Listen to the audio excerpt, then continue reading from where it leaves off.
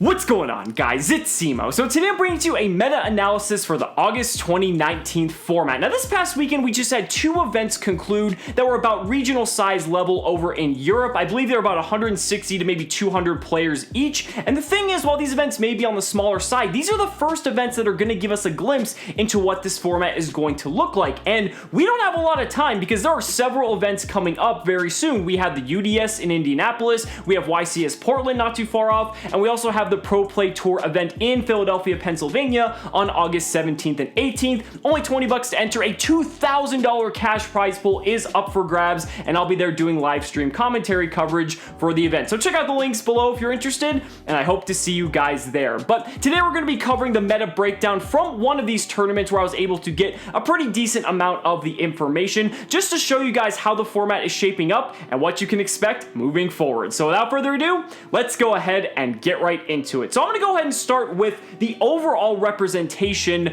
of the Cardmarket series event that took place in Frankfurt, Germany. Now, this was about 160 to 170 players if my memory recalls, and the thing is, this is the overall breakdown. We're going to get to the top 16 a little bit later, but I want to show you guys the progression and the conversion of some of these decks so you guys can understand what the field is populated with going into the tournament, and then you can see as the decks start to dwindle down as you get closer to top cut, what you should expect closer to the top. So as we can see here, this is pretty much something that a lot of us were expecting. There isn't really too much of a shocker here. Crusadia is the Crusadia Guard Dragon Danger Thunder Dragon amalgamation, so don't worry about just being pure Crusadia or anything like that. This is pretty much the build that people have kind of been standardizing and pretty much flocking to ever since really its inception, just because the fact you can do a full Guard Dragon combo effectively off of like one single Crusadia card seems pretty damn good, right? And the thing is, this is probably one of the strongest, if not the strongest deck going into this format, or at least a lot of us thought,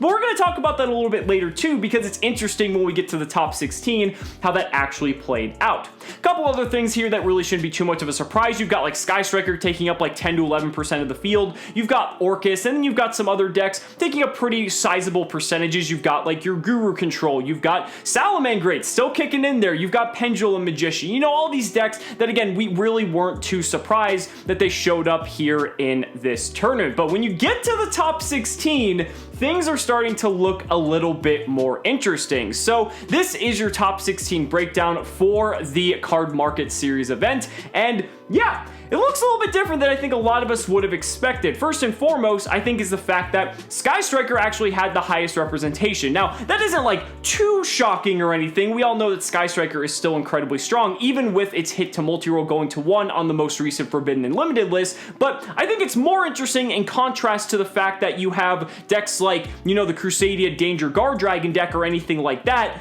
not in the top cut whatsoever by comparison. Another deck that's also missing? Pendulum Magician. Pendulum Magician is also nowhere to be found on this top 16 breakdown either, and that's really interesting since there was so much hype going into this format that these were going to be the best decks, so maybe there is some reasoning for that. Maybe players thought that these were going to be the best decks and they came prepared to go up against those decks and kind of just pretty much made a meta call, and maybe that's why Sky Striker had such a good success in terms of its conversion rate, which again isn't too much of a surprise. We know Sky Striker is that good of a deck. I don't really have to tell you guys why, just the fact that it can toolbox and do all the things it's been able to do. One multi-roll does hurt it significantly. It means you can't really play cards like Pot of Desires or different things like that, but the decks are having to alter their strategies just a little bit. We see stuff like multiple copies of Shark Cannon. We see stuff like Card of Demise being played now, again, just because of the fact that Pot of Desires is too risky with multiple multi-rolls no longer in existence, which means you can't banish them off Desires, otherwise you lose all of the deck's recursion. The other thing is too, is that Sky Striker is having to be very cognizant of Pendulum Magician being in the format, because Endymion, the Mighty Master of Magic, is a pretty much free auto win against that deck if you have no cards to combat it, and Sky Striker is actually starting to play accordingly, because the two best options that they have are Ningirsu, the World Chalice Warrior, which can send a card to the graveyard, it doesn't target or destroy, so that's a way to get around it, and that's probably the best way because you can like Widow Anchor something and kind of link off into it. Another alternative though is Super Polymerization. Of course, Super Polymerization just outs everything, doesn't it? And the nice thing is, Endymion is a dark, so if there's any other way to get a dark monster on the field, which funny enough, you know, Ray does also happen to be a dark, you could just fuse into a Starving Venom Dragon and be able to just clear that Endymion of your own,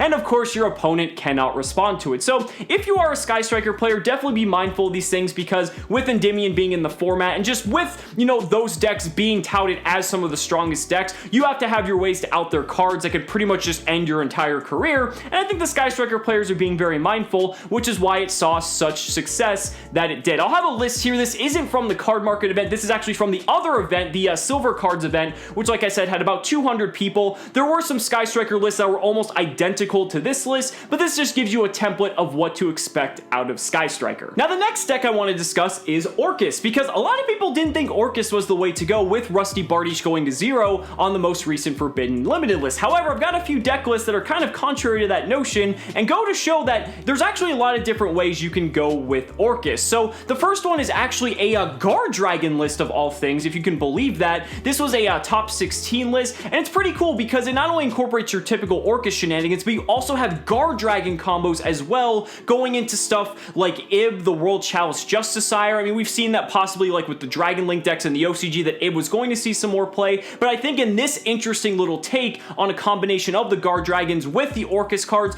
this is pretty neat. You can do a lot of really good combo-centric things. This deck's even playing like Cyberstein, which I think you can like search out with like Brotar, and then you can like special it off Saryuja to get Exterio. This deck does a lot of really cool things. Again, is this going to be the standard deck? I really can't say, but I definitely want to congratulate them because this is a pretty cool build to see nonetheless. And then we had another build that is more standardized, but it's also playing a ton of hand traps, playing a more control style game. I feel like this is kind of showing the nice dichotomy between how Orcas can be run combo versus control, and the control style build is what I personally think is going to be a lot more popular, just because I think it's going to be able to slow down the combo decks, but be able to overpower some of the other decks in the format because the Orcas cards are so powerful. And one inclusion in here that's really interesting is the inclusion of the Tangy card. So the Tangy cards, we have Vishuda, which essentially you can just special summon for free, and then you can link off into your Link 1 Tangy. Then you can just banish the Vishuda from your graveyard and bounce a card on your opponent's field back to their hand or extra deck if it's an extra deck monster. So essentially, you're getting a monster on the field to start doing your combos. You get an arrow that points down, so that's also pretty nice, and you get to force something out of your opponent's field if you're going second. So overall, it just completely contributes to the combo, and I think it's a really nice inclusion in the deck. So check out these deck lists for some templates and maybe some ideas moving forward into this format. Now, although the Danger Thunder Crusadia Guard Dragon mess of a deck didn't make it anywhere on this list, there was actually at the very least one, if not two, pure Thunder Dragons that did happen to make it into the top 16. I find that very interesting because we haven't really seen pure Thunder Dragon in a very long time, and I'm not really sure if that's just because of the way the format's shaping up that pure Thunder is possibly the way to go. I can't really say for sure, but I thought that was just something interesting to point out based off of this specific pie chart. We also had several one-off decks. We had one true Draco deck, which again, Draco's been around since, you know, the beginning of this entire format like a year ago, so not really surprised to see one of those in here. We had one Salamangreat. Again, I'm telling you guys not to count Salamangreat out because that deck is still very viable even with the hits it incurred on the ban list. We also had 3 rogue decks on here as well. So there was a dinosaur list, which is pretty cool. I think it was taking advantage of just summoning VFD just as much as possible, as any typical dino deck usually wants to do.